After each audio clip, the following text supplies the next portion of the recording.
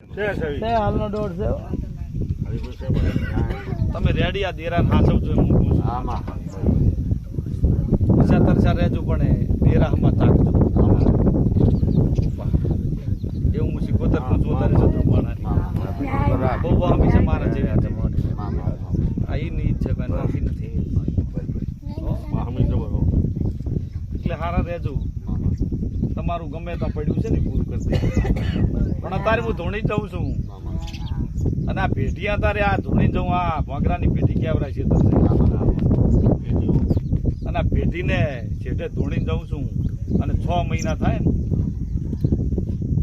એટલે બે ભાઈ નોખા નોખા પૈસા બેંકમાં ના ગણી દીધું શીખું ના પોતાની વેળા એવું કે છે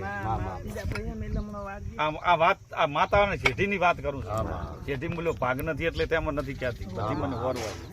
મને વરવાણી હું ના બોલું બરાબર ને અને જે પાછળનો ભાઈનો ભાગ નથી ને એની પાછળની બેંકમાંથી પકવાડી ના દીધો સિગોતર આવું હું સિગોતર કહું છું તારી આવું હું સિગોતર તારી કઈ જઉં છું ત્રણે ભાઈ પણ તમે ત્રણે રેડી રહેજો બરોબર અને આ સિગોતર 11 મહિના થશે ને ત્રણે ગળી પૂરું કરી દઈશ 11 મહિના આજથી લખજો ભરા અને 11 મહિનાનો દાડો આવે ને એ દાડે તમને આ સિગોતર ત્રણે ભાઈ બેઠે એવું નહીં બોલા ભાઈનો ભાગ નથી એટલે ના હાલે ને એને હાલે ને બાબા હાલે કેમ ના એટલે હું સિગોતર કઈ જાઉં છું તમે બધા હરખેવી રહેજો બરાબર એમનો ભાગ ભોગ લેવાનો નથી એની મરજી હોય તો ભલે દીવો કરે ના હોય તો ના કરાય એનો ભાગ છે નહીં તમારા બે ભાઈના ભાગલામાં માતા છે બરોબર એનો ભાવ છે ભલે દાડી હું તો ભેળો રહે બરોબર પણ એનો કોઈ હરચક થાય નહીં આ માતા નહીં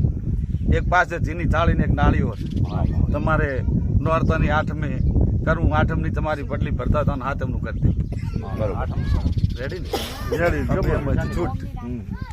લો ભાઈ તારી માતા આમાં રાજી હોય તો માતા વેણા લે